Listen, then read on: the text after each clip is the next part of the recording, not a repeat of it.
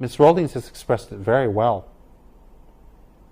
in her last paragraph. She's expressed exactly what I wanted to say in my context, but it's the same.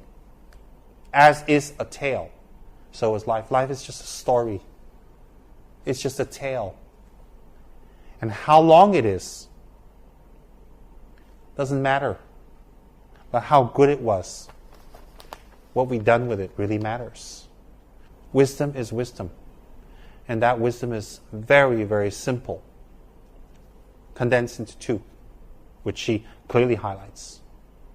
One is the power of imagination.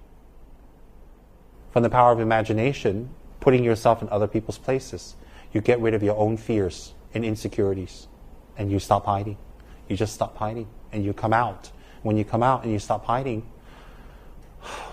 you can change other people's lives just by existing. Just by existing.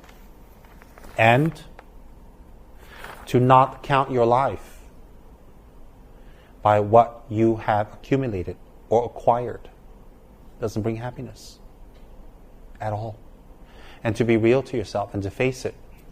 And so the first one is the power of imagination. The second one is the power of failure.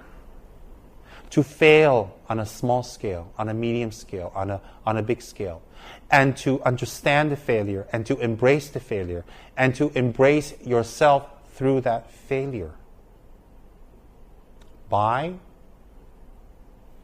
shirking off, taking off all your illusions and delusions of who you think you are, but to face who you are and to move on from there.